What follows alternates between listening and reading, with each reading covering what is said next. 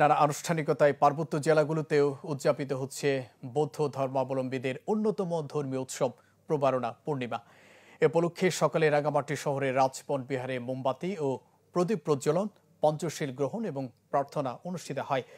এরপর ছিল অষ্টপরিষ্কার দান, অষ্টশীল গ্রহণ, বৌদ্ধ পূজা এবং ধর্ম দেশনা, যা প্রদান করেন রাজপথ বিহারের সিনিয়র ভিক্ষু ভদন্ত জ্ঞানপ্রিয় মহাস্থবির। উপস্থিত ছিলেন বিহারের অধ্যক্ষ ভদন্ত প্রজ্ঞালঙ্কার মহাস্থবির।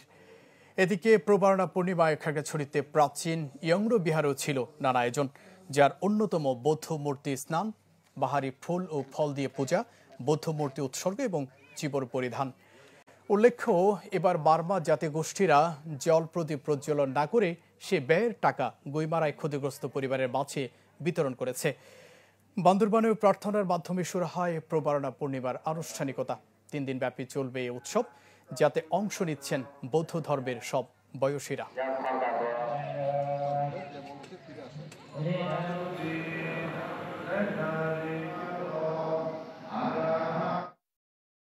এই দেশের এবং সকল বিশ্বের সকল মানব কল্যাণের জন্য আমরা এই অনুষ্ঠানের মাধ্যমে আমরা বন্দনা করব। প্রবারণা পূর্ণিমাতে বিহারে আসছি ফুল পূজা দিতে, অনুষ্ঠানের অংশগ্রহণ করতে, বিশ্ব শান্তি মঙ্গল কামনায়। প্রথমে বিহারে এসেছি, বিহারে এসে বুদ্ধ পূজা তুলেছি, সোয়াং দান করেছি আর মোমবাতি জ্বালালাম, আর সন্ধ্যায় ফানুস উত্তোলন করব। দুপুর টাইমে হচ্ছে বোটে স্নান করাবো, আর সন্ধ্যায় মোমবাতি জ্বালাতে আসবো, ফানুস উড়াবো। রথযাত্রায় আমরা সবাই মিলে এনজয় করব।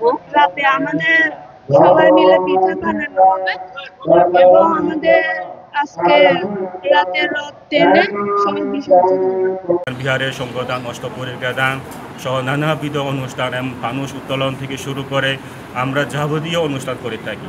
এবং তার সাথে সাথে আরও একটা বড় আয়োজন হচ্ছে আমাদের ওই জলপ্রদীপ, তাকে আমরা বলা হয় রিচিমি।